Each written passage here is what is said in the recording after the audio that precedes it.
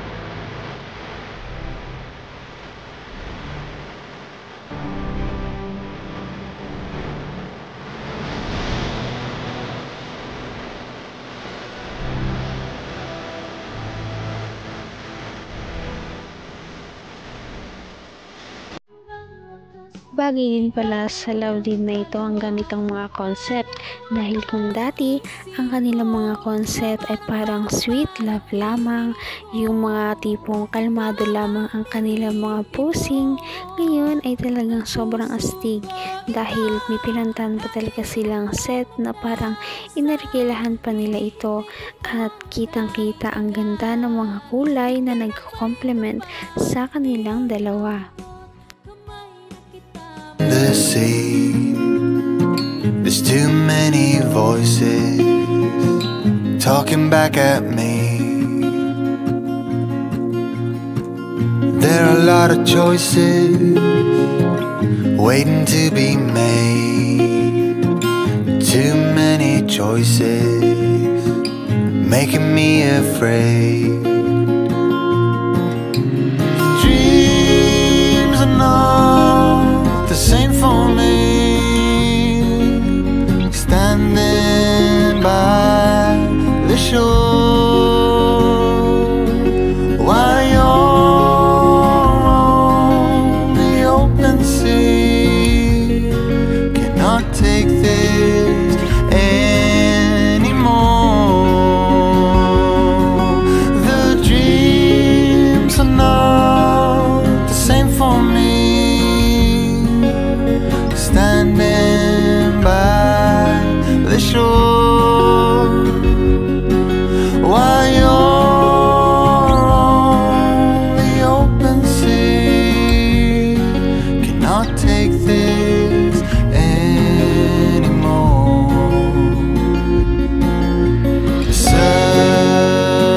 At heto na ang final photos.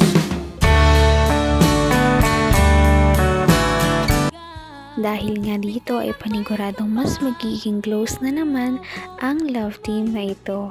At inaabangan na nga rin talaga ang nalalapit na kanilang anniversary at ito ang ating aabangan talaga sa mga susunod na video kung anong mga ganap.